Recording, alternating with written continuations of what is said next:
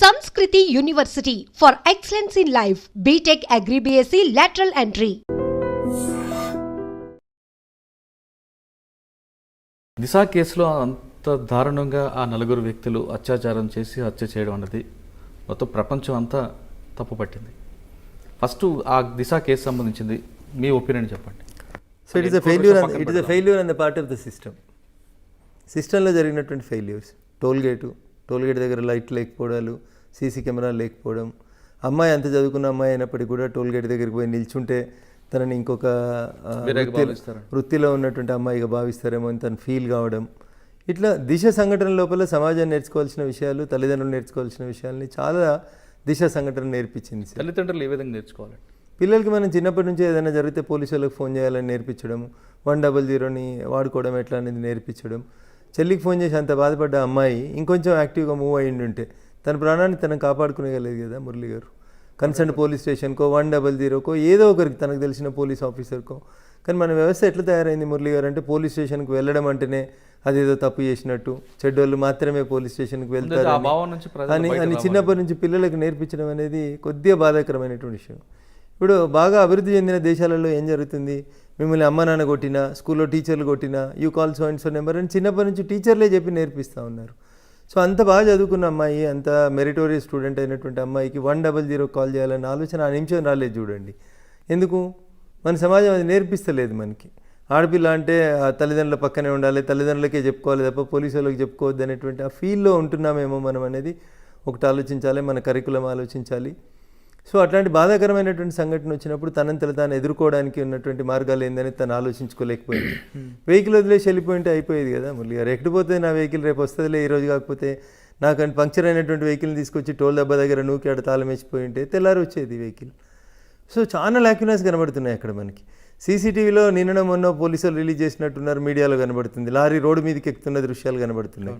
కానీ దిశను వాళ్ళు పట్టుకున్నటువంటి దృశ్యాలు కనబడుతున్న సీసీటీవీలు ఎక్కడున్నాయి మీకు?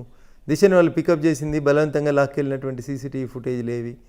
భద్రత మాదే, బాధ్యత మాదే అని చెప్పి పోలీసు వాళ్ళు ఏం భద్రత ఇవ్వగలిగినారు? టోల్ గేట్ల దగ్గరనే జనం ఉన్న ప్లేస్లోనే ఇట్లా జరిగితే జనం లేని ప్లేస్లలో జరిగే క్రైమ్లు ఎంత ఇబ్బంది ఉంటుంది. ఇప్పుడు మీరు రింగ్ రోడ్ చుట్టూ రాత్రిపూట పోండి మురళి గారు, ఏంది మీ పరిస్థితి? ఏం లేదు అక్కడ మీకు. You have no support at all. You have no support at all. Day time వెళ్తారన్నా ఎవరైనా ఒకరు చూసి అదే మురళి గారు అని గుర్తుపెట్టి ఆగుతారేమో. కానీ చీకట్లో మీ పరిస్థితి ఏంది? రాత్రిపూట రింగ్ రోడ్ మీద ఏదైనా జరిగింది, ఏంది మీ పరిస్థితి? ఎక్కడున్నాయి ఎమర్జెన్సీ ఫోన్స్? ఎక్కడున్నాయి ఎమర్జెన్సీ మొబైల్స్? ఎక్కడ వస్తూ ఉన్నాయి? టోల్ గేట్ల దగ్గర పనిచేసే వాళ్ళకి మన భాష రాదు, వాళ్ళకి మనం ఏం మాట్లాడుతున్నామో తెలియదు, ఎమర్జెన్సీ సర్వీసెస్ తెలియదు. ఏం తెలుసు చెప్పండి అక్కడ మీకు? ఏముంది రింగ్ రోడ్ మీద? మంచినీళ్ళు ఉన్నాయి, టాయిలెట్స్ ఉన్నాయి, ఫోన్లు ఉన్నాయి, హాస్పిటల్ ఫెసిలిటీ లేదు, ఫస్ట్ ఎయిడ్ లేదు, పెట్రోల్ పంప్ ఉండదు, అసలు పెట్రోల్ బంక్ ఉండదు, మంచినీళ్ళు ఉండవు. ఏముంది మీకు రింగ్ రోడ్ మీద చెప్పండి? ఏమన్నా ఉందా? ఇతర దేశాలలో ఉండే రోడ్ల మీద ఉండే ఫెసిలిటీస్ ఏంది, మన దగ్గర ఉండేటువంటి రింగ్ రోడ్లు ఏంది? టోల్ గేట్ల దగ్గర ఏమున్నారు? అక్కడొక పోలీసు వాళ్ళని పెడతారు, కొన్ని సీసీటీవీలు పెడతామంటారు. దానివల్ల ఏం జరుగుతుంది మురళి గారు? సరే, అమ్మాయి హత్య జరిగిందండి. జరిగిన తర్వాత పోలీసులు నలుగురిని అరెస్ట్ చేశారు ఇమీడియట్గా.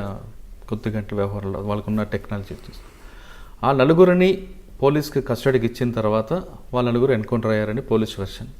తెల్లవారుజాము తీసుకురావడం, సీన్ రీకన్స్ట్రక్ట్ చేస్తున్నప్పుడు వాళ్ళు మా మీద దాడి చేశారు కాబట్టి మేము ఫైర్ ఓపెన్ చేసాం అంటారు.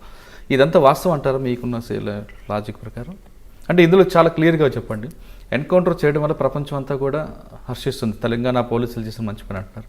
ఒక సీనియర్ క్రిమినల్ అడ్వకేట్గా మీరు రెండో కాయిన్ కూడా చెప్పండి.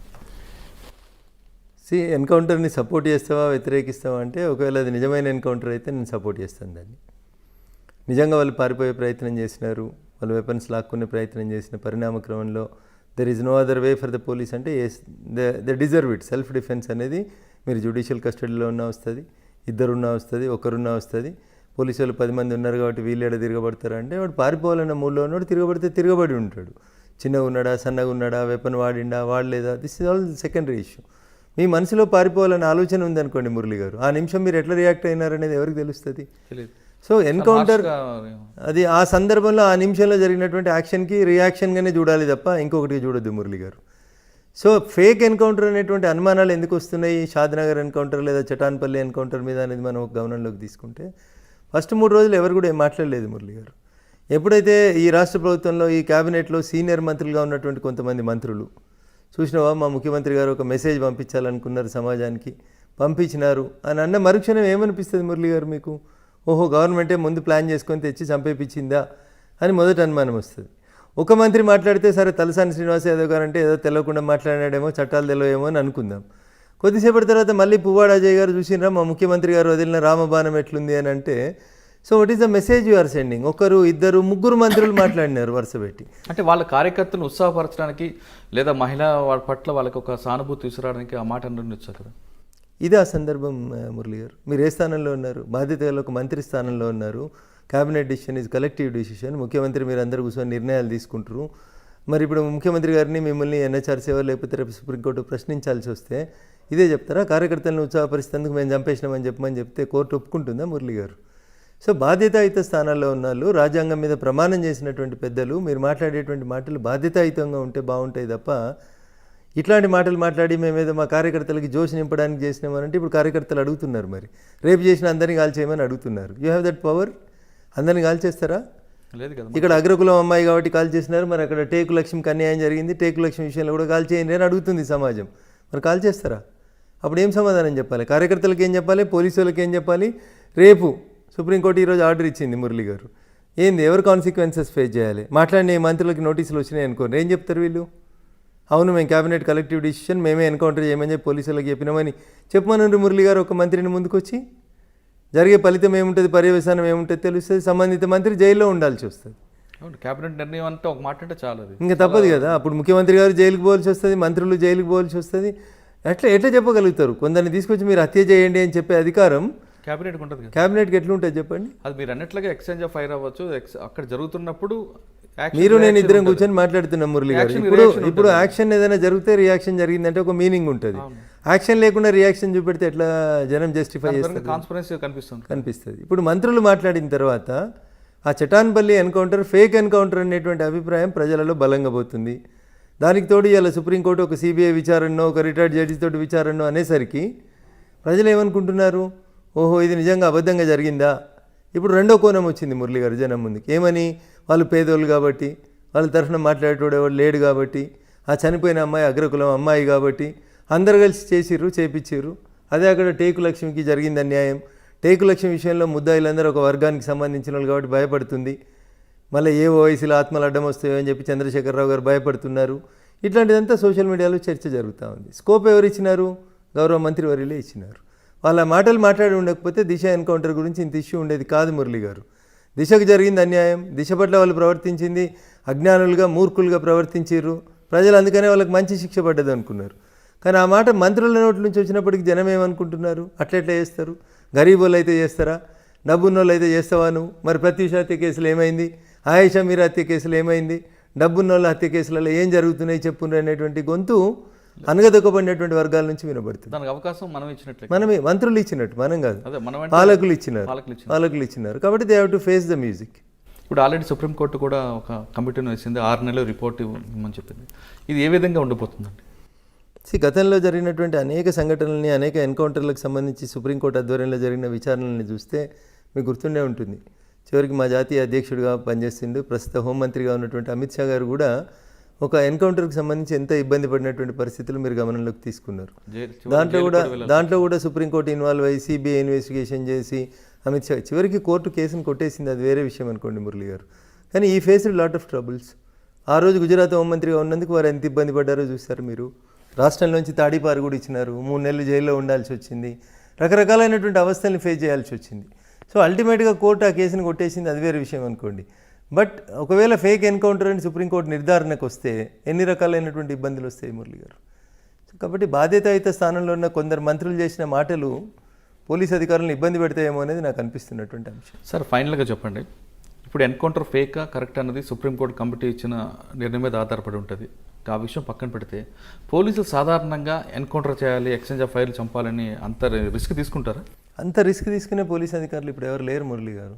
ఎప్పుడో 10 సంవత్సరాల క్రితం మానవ హక్కుల గురించి గొడవలు తక్కువ జరుగుతున్నప్పుడు, ఈ సీసీ కెమెరాలు లేనప్పుడు, టెక్నాలజీ లేనప్పుడు, మన మూమెంట్ని, మన సెల్ ఫోన్లని రికార్డింగ్లు జరుగుతలేనప్పుడు అవన్నీ జరిగినాయి మురళి గారు. అప్పుడు ఎన్కౌంటర్ అంటే కొంచెం ఈజీగా తీసుకునే వాళ్ళు పోలీసు వాళ్ళు, పెద్దగా ఎవరు పట్టించుకునే వాళ్ళు ఎన్కౌంటర్ గురించి కాదు. కానీ ఇప్పుడు ప్రతి ఒక్కరు పట్టించుకుంటున్నారు. మీడియాలో అవేర్నెస్ వచ్చింది, సోషల్ మీడియాలో వచ్చింది, సీసీటీవీలు కనబడుతున్నాయి, మీ ఫోన్లో మీరు ఎవరితో మాట్లాడినారు, ఏం మాట్లాడినారు జనానికి అందుబాటులోకి వస్తూ ఉంది. కోర్టులు యాక్టివ్ అయినాయి, ప్రోయాక్టివ్ అయినాయి, పోలీసులు అంటే వ్యతిరేకించేటువంటి సంఘాలు ఎక్కువైపోయినాయి సమాజం లోపల.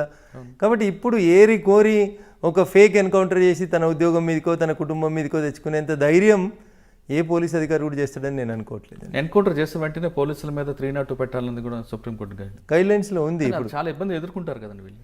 ఖచ్చితంగా ఇప్పుడు 302 రిజిస్టర్ అవుతుంది. వాళ్ళకి గవర్నమెంట్ తరఫున పీపీ ఆర్గ్యూ చేయొద్దు, వాళ్ళు ప్రైవేట్ అడ్వకేట్ని పెట్టుకోవాలి. కొన్ని సందర్భాల్లో సస్పెండ్ అవుతారు, కొన్ని సందర్భాల్లో ట్రాన్స్ఫర్ అవుతారు, కొన్ని సందర్భాల్లో జీతం ఆగిపోతుంది, కొన్ని సందర్భాల్లో ప్రమోషన్స్ రావు, కొన్ని సందర్భాల్లో సుప్రీంకోర్టు మెట్లు ఎక్కాల్సి వస్తుంది, మధ్యలో రిటైర్ అయిపోతే పెన్షన్ కూడా ఇవన్నీ రావు. ఇట్లా రకరకాలైనటువంటి ఇబ్బందులు ఉంటాయి. కాబట్టి ఇన్ని రిస్కుల్ని దృష్టిలో పెట్టుకొని ఇప్పుడున్న పరిస్థితులలో తప్పు ఎన్కౌంటర్లు చేయడానికి ఏ పోలీస్ అధికారి కూడా ముందుకు వస్తాడని నేను అనుకోవట్లేదు మురళి గారు. అంటే పోనం దిశ ఎన్కౌంటర్ కూడా ఈ వీళ్ళిద్దరు మాట్లాడకపోయి ఉంటే మాత్రం ఖచ్చితంగా రియల్ అనుకోవచ్చు, అనుకోవడానికి అవకాశం ఎక్కువ ఉంది. కానీ వీళ్ళు మంత్రులు మాట్లాడినారు కాబట్టి ఇప్పుడు అది ఫేక్ ఎన్కౌంటర్ ఏమో అనేటువంటి అనుమానాలు ప్రజల్లోకి వస్తూ ఉన్నాయి. సార్ ఫైనల్గా మీలాంటి వాళ్ళందరూ కూడా ఈ ప్రొఫెషన్కి వచ్చేటప్పుడు కొత్తగా వస్తుంది ఒకళ్ళు వాళ్ళకి ఇచ్చే మెసేజ్ ఇది అంటే ఎలాంటి సర్వీస్ చేయాలని మీరు చెప్తారు? ఎలాంటి సర్వీస్ చేయాలని చెప్పాను, ఎట్లా ప్రాక్టీస్ చేయాలో చెప్తాను, బాగా చదవండి అని చెప్తాను, ప్రతి అంశాన్ని నెగ్లెక్ట్ చేయకుండా చూడాలని చెప్తాను. చిన్న గుండు సూది దగ్గర నుంచి 2 వెంట్రుకల దాకా మీ కేసు లోపల ప్రతిదీ ఎవిడెన్సే అవుతుంది. సో మనం ప్రతి కేసుని నేను మొన్న ఒక మర్డర్ కేసు గెలిచిన కాబట్టి రేపు వచ్చే మర్డర్ కేసు కూడా అట్లే ఉంటుందని అనుకోవద్దు. ఒక మర్డర్ పట్టపగల రోడ్డు మీద జరుగుతుంది, ఒక మర్డర్ ఒక పొలిటికల్ పార్టీకి ఇంకొక పొలిటికల్ పార్టీకి మధ్యలో జరుగుతుంది, ఒక మర్డర్ చీకట్లో జరుగుతుంది, ఒక మర్డర్ 4 గోడల మధ్యలో జరుగుతుంది. సో మెనీ ఇష్యూస్ ఉంటాయి. ప్రతిరోజు నేను ఒక విద్యార్థిని అనుకొని చెప్పి మీరు చదువు స్టార్ట్ చేస్తేనే న్యాయవాదిగా మనం ఎంత గొప్ప స్థానానికి ఎదగాలో అంత గొప్ప స్థానానికి ఎదుగుతాం. Always you should feel that you are a learner అనుకునే చదువుకోవాలి. ఇంకా నేర్చుకోవాల్సింది చాలా ఉందని అనుకోవాల్సిందే. అంతా నాకే తెలుసని ఎవరైనా అహంగా బిహేవ్ చేస్తే చట్టం రోజు రోజుకి నేరస్తులు మారిపోతూ ఉన్నారు, నేర స్వభావం మారిపోతూ ఉంది, ప్రతి క్రైమ్ లోపల ఎవిడెన్సెస్ మారిపోతూ ఉన్నాయి, పోలీస్ ఇన్వెస్టిగేషన్ మారిపోతూ ఉంది. కాబట్టి ప్రతిరోజు నేను ఒక విద్యార్థిని అనుకుని ఒక అడ్వకేట్ ముందుకు పోతే definitely you will be successful lawyer in this.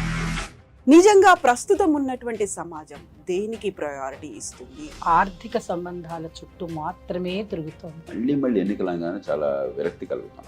మంచి అనిపిస్తుంది కదా, లేడీస్ కూడా ఛాలెంజింగ్ జాబ్స్ చేసినప్పుడు చాలా బాగుంటది. ట్రాఫిక్ అసిస్టెంట్స్ గా నియమించిన ట్రాన్స్జెండర్స్ అందరితో సాల్యూట్ చేయించుకుంటున్నారు. ఫుడ్ డెలివరీ ఇవ్వటానికి వెళ్ళినటువంటి డెలివరీ బాయ్ అనిల్ పై కళ్ళ ముందు